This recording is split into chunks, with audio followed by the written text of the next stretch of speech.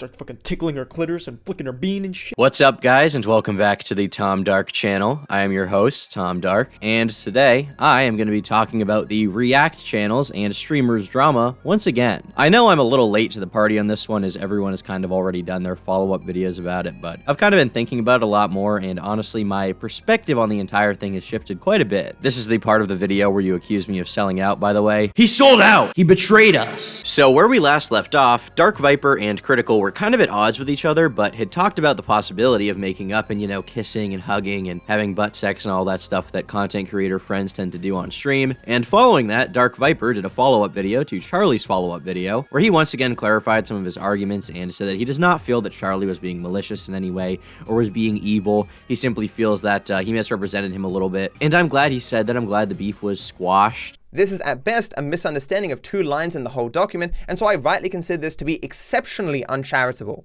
Moist Critical is not a bad person. He is correct to say that many of the general statements I made about reactors in regards to their motivations probably do not apply to him. This is of course the downside of speaking generally. I was at the time very angry. I would hope under better circumstances I would have been willing to admit that Critical's motivations likely differ from others, rather than simply doubling down and implying everyone who does React content is the same. He also expressed some more individual disagreements with the video, but I won't bore you with all of that stuff. It doesn't feel necessary. Like, at the end of the day, they had their argument and now they've hashed it out a bit and it's over, which is good to see that it didn't escalate to some terrible heights or anything like that. It's kind of dead in the water. And now I want to talk about my feelings on React content as a whole, and sort of the conclusion that I'm slowly but surely coming to after hearing more of the arguments as a whole and thinking about the greater implications around this debate and the topic in general of, like, you know, reaction content, transformative content, copyright, and really the whole state of the internet. This really encompasses everything here. So firstly, to get this out of the way, I had some people in the comment section of my video calling me a reaction channel, or asking if I am a reaction channel, and I guess yes, technically, I mean,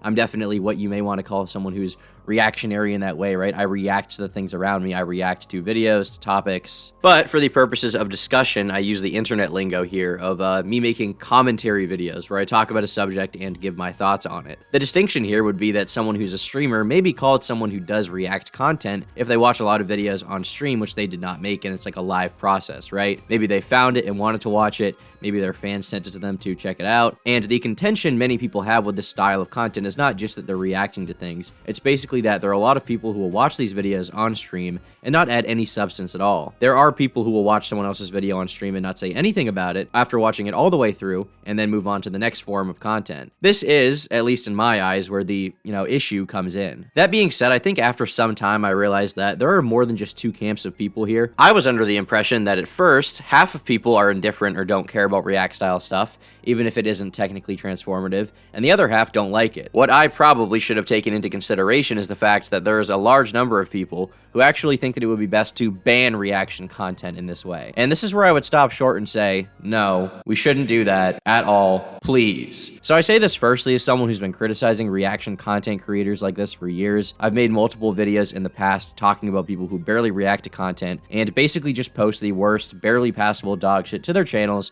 where they talk about someone else's jokes and go, ha ha ha, and like that's pretty much it, right? Like, they don't add anything to the video, it's not transformative in nature. You're not getting anything from their video that you couldn't get from the original. XQC's basic argument here is that people like it and there's a market for it, so his reactions and the ones that other streamers do have a right to exist. He likens them to a watch party where people just watch content together. What he seems to fail to understand is that no one ever denied that there's a market for this. No one said that people don't like these videos, because a decent amount of them clearly do. They get hundreds of thousands of views on YouTube. We're saying that it's bad, lazy content that steals from talented people to profit off of them. The point is that Spartans does whatever it takes to be successful. He used to criticize reaction videos for not adding anything, and now he makes them.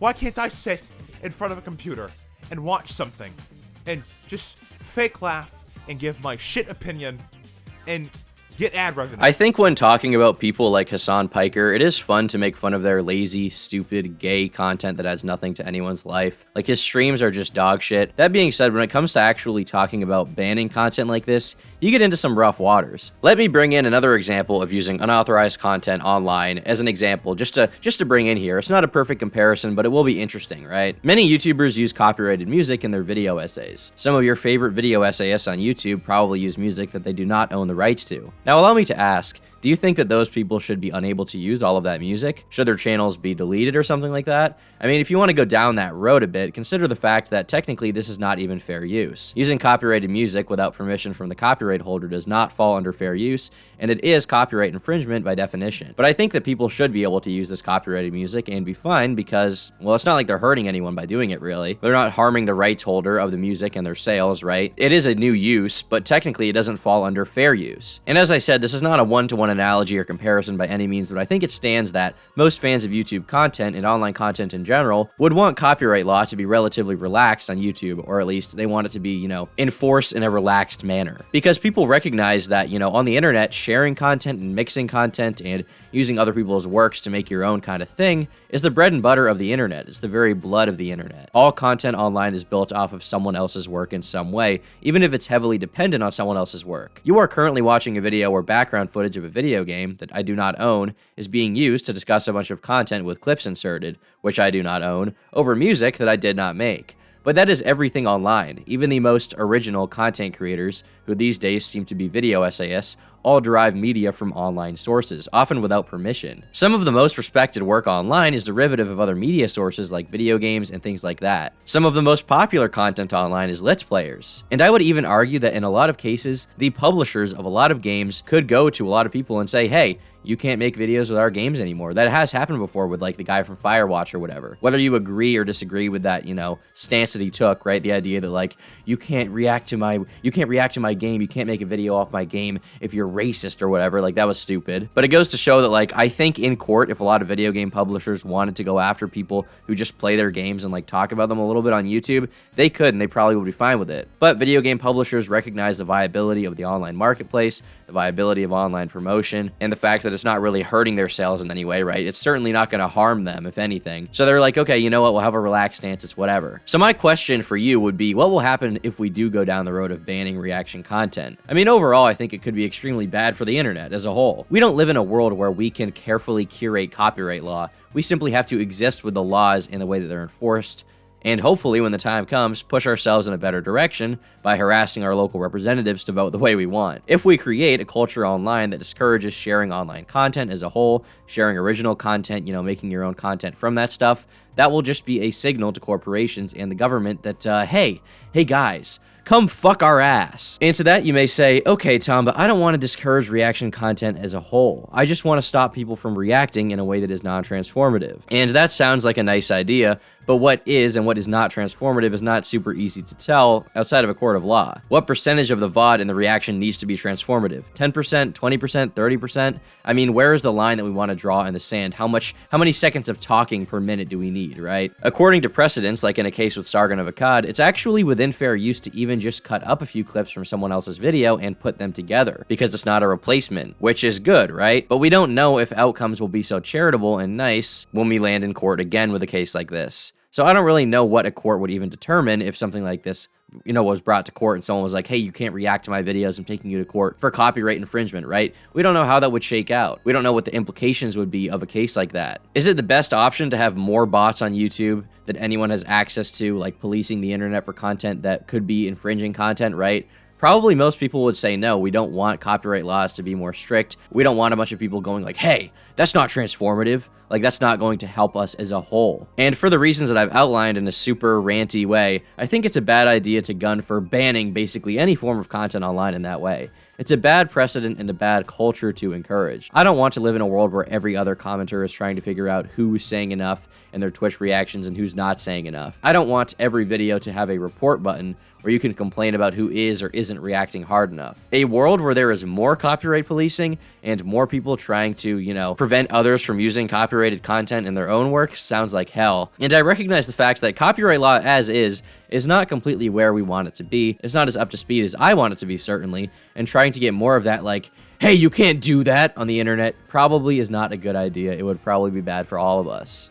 I mean, it seems like every other week we hear another story about YouTubers being targeted by companies, right? Being targeted by companies for doing actual fair use transformations of their content. Anime studios are now just starting the war with YouTubers. YouTube has long been one of the premier places to find videos of both anime and basically anything you're looking for. Last year saw YouTuber Mark Patrick, also known as Totally Not Mark, struggling with YouTube problems thanks to his use of content from Toei animation series, including the likes of Dragon Ball Super and One Piece. Now, it seems as though another creator is facing a very different circumstance that sees an anime producer resorting to new legal tactics to have their YouTube channel dismantled, potentially meaning big trouble for any creator that uses material from popular anime series. And here we have another story about Silvagunner. Over the past few weeks, the popular video game music channel was hit with thousands of copyright blocks from Nintendo. It resulted in the creator of the channel shutting it down last Friday. Well, there's not much else to say about the outcome. There were some theories on social media that the copyright claims weren't the real deal and didn't actually come from Nintendo. One tweet in particular suggested the claims were most likely not from Nintendo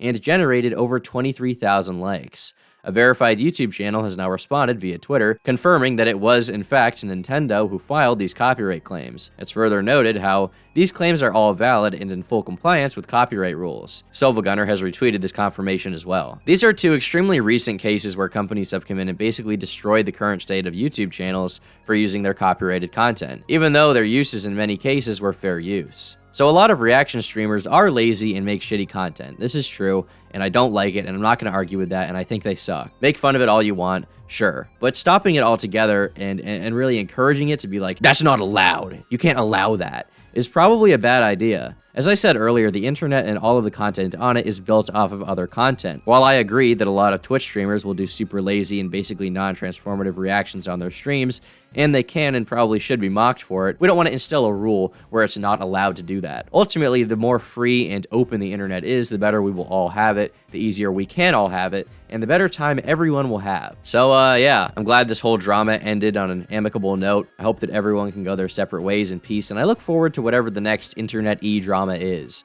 I'll be sure to do a video about it. Yeah. This was a fun one, no doubt. No denying that. Play a funny clip.